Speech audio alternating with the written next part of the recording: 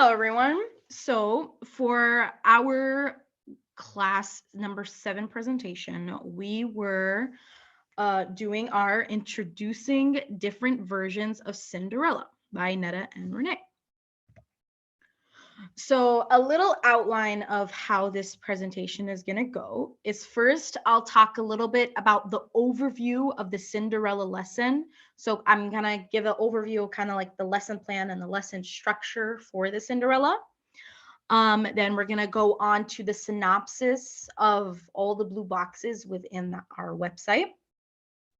Then we're going to go ahead and talk about the different strategies that were used within the lesson.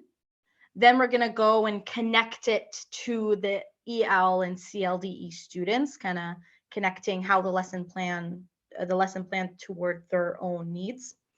Then we're going to talk about the different versions of Cinderella. And for this, we're going to give the example of our own lesson plan.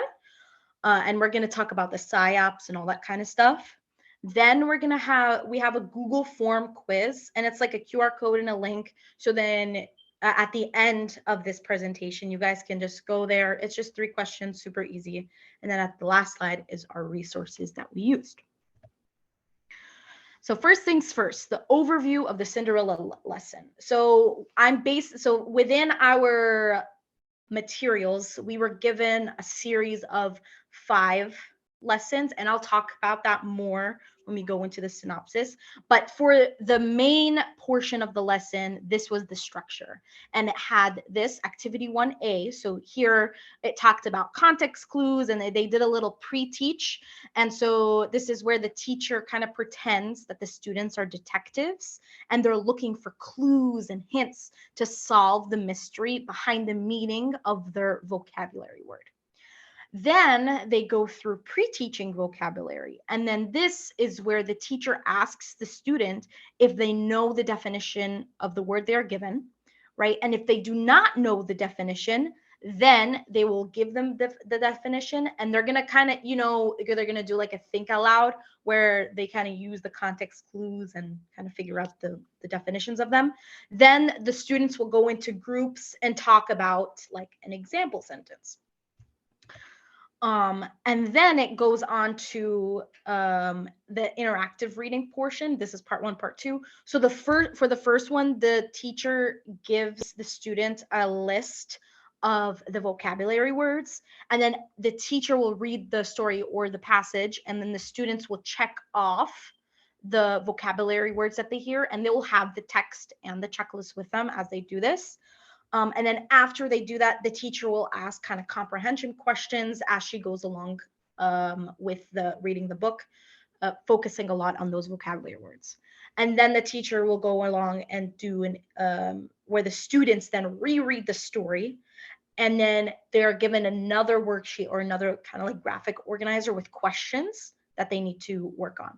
And for this entire process, the students work in pairs or in small groups because these are EL students. Sometimes they have a little bit of difficulty when it comes to reading. So pairing up students with the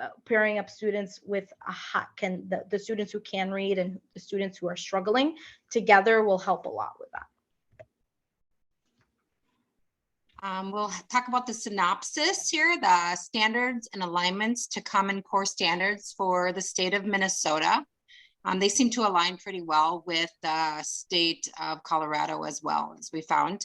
We'll go through the lesson plan and the materials, the lesson summary, and then how it related to the ELL strategies. We'll have a little bit of a teacher reflection, and then a little bit on what the experts say. So when it comes to the standards and the alignment has to the Common Core standards, there are 4 main ones, right? And there's two mainly for the 4th grade and 2 for the 5th grade. And as the lessons go on, they have even more standards. But for our purpose and for purpose of time, I just added these 4. And so the first one is describe a character, setting, or event in a story or drama, referring to specific details in the text. And that is for the 4th grade. And that also can you can come down here and do the compare and contrast to two or more characters, settings, or events in the story or drama. So for this is kind of like it's dependable on the students' level. So you kind of, so as a teacher, you know your students, and so you kind of base it off of what the students do and what the students do not know, and kind of structuring the way they structure their lessons to make sure they hit all of these standards. Lesson plan or materials. So this lesson plan that they gave us has a 5 consecutive lessons, one after the other. For the lesson 1, I already talked about it before in our overview. Then for lesson 2, they pre-teach the vocabulary again. Then they do another interactive reading, and this is for a different Cinderella story. Then they go into idiomatic expressions, and then pre-teaching vocabulary, then doing another reading. Then they do a character sketch. So this is like a little fun lesson where they sketch out and they sketch out their like the way they see it, so they can like relate it to their own culture and stuff like that. And then for the lesson 5, I find this lesson 5 to be one of the more important ones, because this is where they really practice their writing. So for this, the students are given like a graphic organizer for kind of the concepts of the stories of each one of them, and then they write out their own fairy tale. And this is really nice because then they can like, you can change it up however necessary depending on the class. Like for instance, if you have a lot of students who are Somali, they can write out their fairy tale in Somali, then try and convert their paragraph into English, and they can do it like as a small group. I find that to be a lot easier.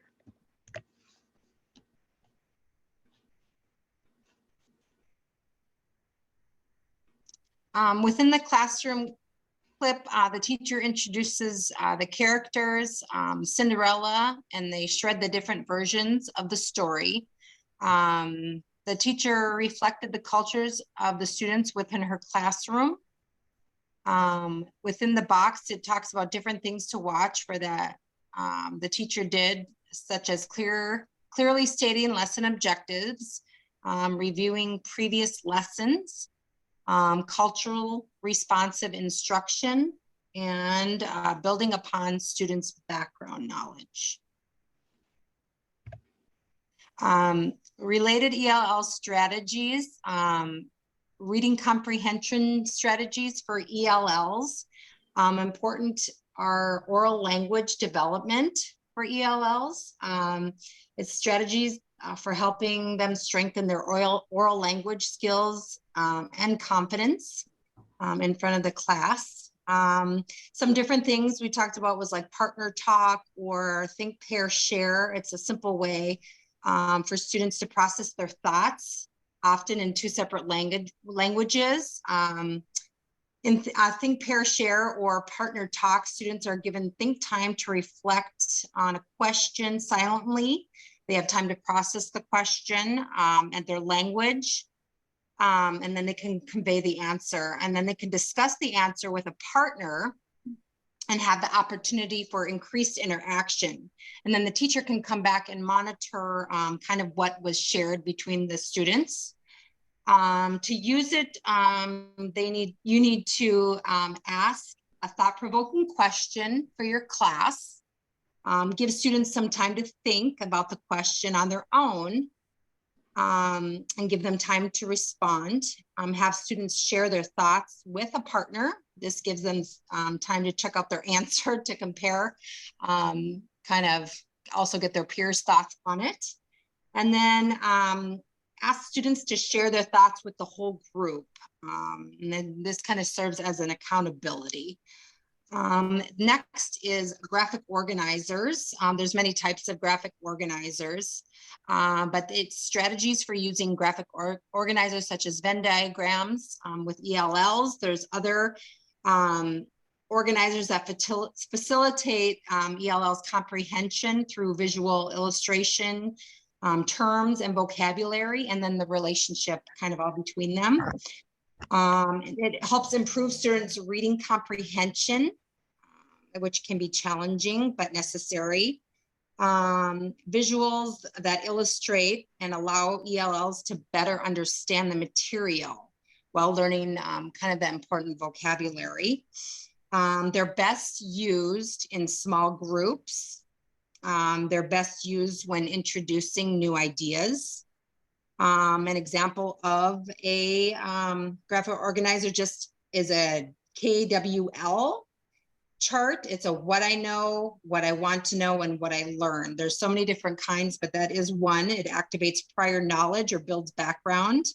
And overall, with ELLs, graphic organizers, they show achievement benefits in contact areas and in all grades. The next part is the related or reading 101 English language learners. It's an overview of strategies that can be used in reading and instruction for ELs when teaching vocabulary and comprehension. So there are 5 research-based best practices for reading. It is phonemic awareness, phonics, vocabulary, fluency, and comprehension. Phonemic awareness is the ability to hear and manipulate the different sounds in our language. It's important for ELLs because it's the foundation for spelling and word recognition. When working with ELL, working with their home language is very powerful. Phonemic awareness helps ELL students become familiar with sounds, letters, and symbols that are shared between the 2 languages, as well as those that are not shared between the 2 languages. You can ask your ELL students if they have words that begin with a particular sound, or if there are any words related to that particular sound in English. And it's helpful for those students who have limited literacy skills in their own language as well. Phonics is the relationship between a sound and its corresponding written letter. For ELL development, it's dependent on the understanding of the letters, letter patterns represent, and the sound of spoken language. For students with different literacy skills, it helps their understanding and processing the sounds of words across all languages. Even if the student doesn't have literacy skills in their first language, it may help them point to the sound letters that are familiar. This connects the 2 languages. Explains that some letters may make the same or similar sounds. Again, knowing this can help Spanish dominant students, for example, as they learn to decode words in English. Vocabulary is recognizing and understanding words in relation to context of the reading passage. For ELLs. Understanding vocabulary words is a key step in comprehension. The more words a student knows, the better it will understand the text. You can draw upon students' home languages to build vocabulary. You can provide bilingual glossaries with definitions of vocabulary. You can give students the opportunity to discuss word meanings with other students who speak their home language. You can ask students how to say a word in their language and share it with the class. Fluency is the ability to read a text accurately and quickly. It's important because it provides a bridge between recognition and comprehension. In order to improve fluency for ELLs and provide independence, students can practice again and again and read a short passage and then have the student immediately read it back to you. They also may be uncomfortable reading out loud. So a lot of times teachers should make time for ELL students working with them one-on-one in small groups or with people with the same backgrounds. Comprehension is understanding the meaning of the text. It's important because comprehension is the reason for reading. Readers who have a strong comprehension are able to draw comparisons about what they read and conclusions. For ELL students, you look for ways to tie their own experiences and find out what students know about particular topics. It's an important bridge for students to connect with the knowledge that they already have. One way to encourage ELL students is to make connections. To make connections is giving them the chance to brainstorm with their peers in their own language, if possible, and then report back to the class what they have learned. And then the next portion is reading comprehension strategies. It's building on the background knowledge and selecting key vocabulary, and then culturally responsive instruction, success, to create a culturally responsive classroom for EL students. It's an important first step in helping ELL students succeed and them feeling welcome in the classroom. It will increase their confidence, make them feel more comfortable in the class, builds a foundation for positive relationships with you and then also with their peers. Another good way is to learn how to pronounce students' names correctly in a cultural responsive classroom. You'd have to take the time to learn how to pronounce names, ask them to say their name, listen carefully and repeat it until you know it. Model the correct pronunciation of ELL's names to the class so that all students can say it properly. Consider an activity in which students can share the meaning of their name and maybe a name story activity or these related name activities. Let's see, choosing a culturally appropriate books. In the Cinderella lesson, the teacher found many books from many different backgrounds, kind of from all her students. And then everybody in the class could feel that their backgrounds were important. I think this was a very important lesson, and it kind of created a lot of inclusion. With your EL students being culturally responsive, we must be patient. It takes time to learn new things. Take time to explain the American school way of life, services, and school assignments. And then if you use visuals whenever possible, we need to be sensitive. So learn about the cultures, language, and history of families. Don't make anything, don't forget that. Sorry about that. Most important thing is giving information on the most basic things that we take for granted. Be proactive and take time to visit the families, ethnic grocery stores, places of ethnic organizations, and building relationships again, and people who work regularly with that population. These organizations are experts, and they become valuable resources for families. And then the teacher's reflection. She talked about the most important things is asking questions is a good way for comprehension checks. Making sure that the students understood the assignment, what they learned, a lot of back and forth, good communication, really knowing your students also, and the ones who can speak up and kind of talk about it. There are going to be some that will be shy, so it's important to know and have relationships with your students.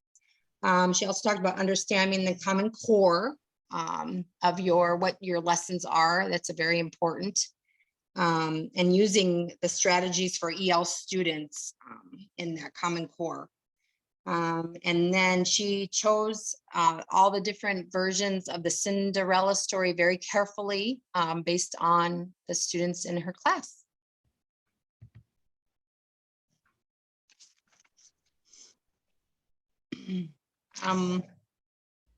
Let's see. And then the experts say, comparing different versions of Cinderella help the students by bringing part of their culture into the story, into this classroom, which then validates them, makes them feel good, makes them help them build relationships, and helps other people know about the many different cultures that are going to be in the classroom.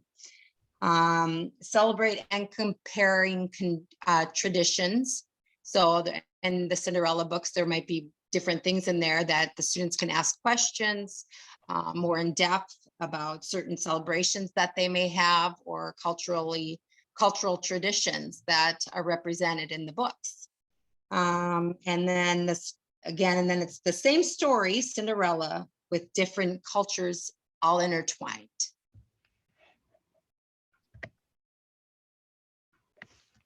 And then connecting the EL students with CLDE students. Again, it's just providing stories about their specific cultures, kind of which is what we talked about. Finding books that the students can relate to. Again, using visuals and graphic organizers for ELL students are very important. Visuals are the best thing that can help ELL students learn vocabulary, and all aspects of learning in a sense are good. Graphic organizers are good for. And then relate vocabulary to their culture and family. So also some of the vocabulary words when they're making sentences, things like that. We can try to intertwine some of their cultural backgrounds with using those vocabulary words so they understand them in their own cultures. That helps them understand them in different settings as well.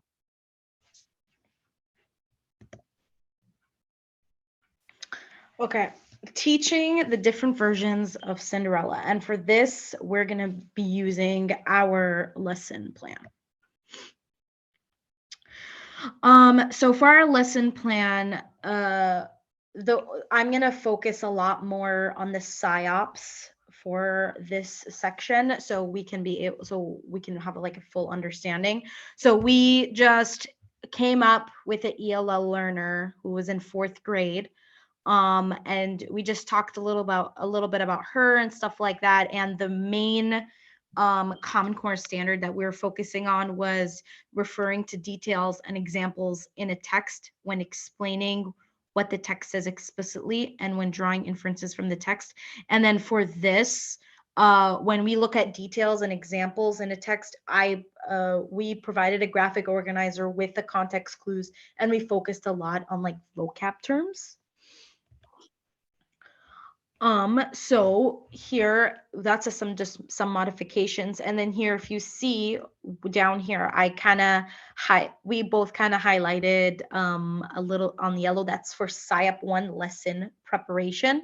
And for lesson preparation, I highlighted these because it talks about what we want the students to know, and the concepts and how those concepts are appropriate for our student and her educational background. Things like understanding the meaning of the words and using it in the text, clarifying the meaning of the words with like multiple meaning words in the text, and so on and so forth.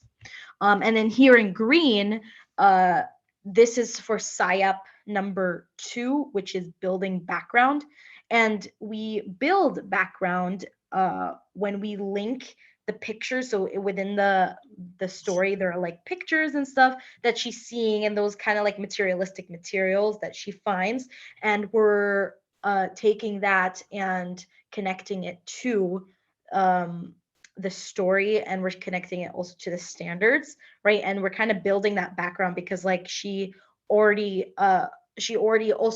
the background because of those previous lessons that she already took. So this is kind of like a continuation of another Cinderella story. And yeah. Whoops, sorry. What I meant to say was this top one, it's connected to the time. And for that is to show that it's dependable on the pace. So it's dependent on if the student can keep up with the pace. And if they can't, then I will allow them more time. So it's paced out to the student themselves. And then for SIOP number 5, which was highlighted over here, this is to allow them more thinking and more wait time for them to come up with their response before they share with their partner. Because before they're able to share with their partner, because this is like when they do the think, pair, share. And yeah. And then here, this is just a list of the vocabulary words that we used. And this is kind of like a continuation of the academic language. And we kind of talk a little bit of how the learner gathers and shares knowledge. And then we talked a little about how the teacher makes sure that there's like successful communication to support the engagement within the learning.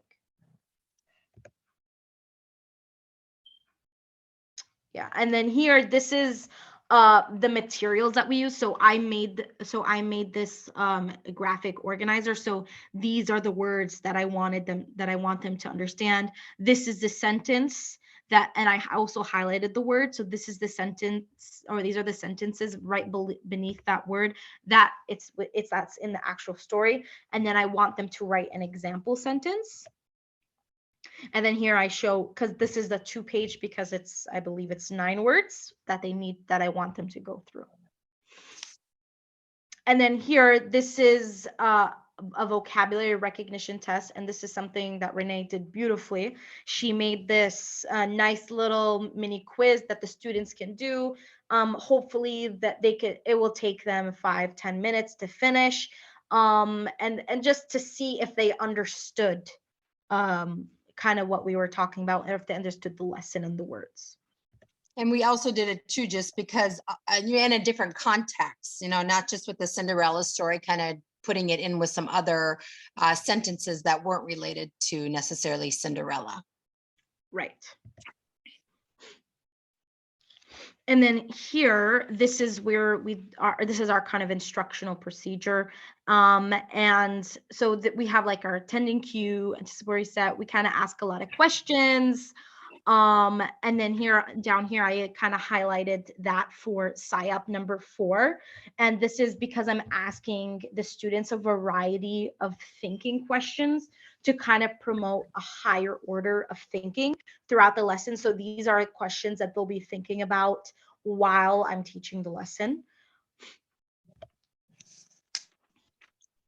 And then here, as you can see, I did highlight those minutes for the SIOP 7.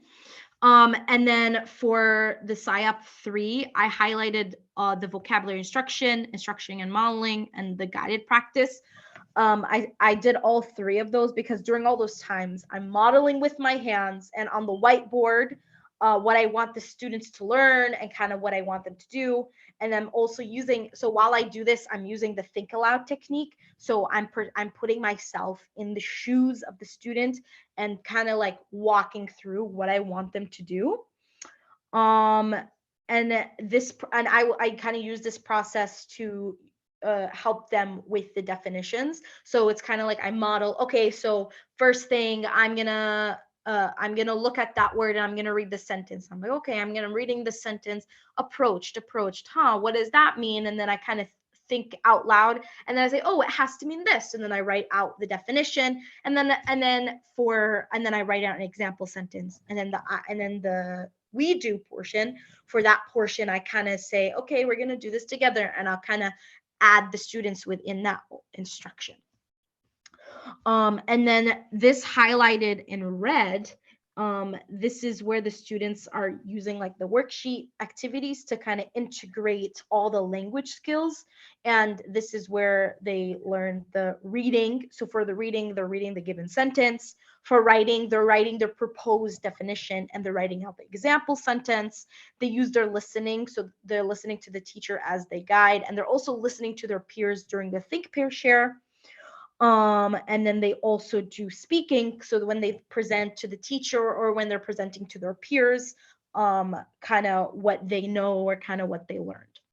And then for this last SIOP, for SIOP number 8, so this is kind of like the assessment portion, and this is like a partner talk and vocabulary recognition test. So that test that I showed before, we're going to be giving that to the students, and we're going to allow them a lot of time to be able to go through it.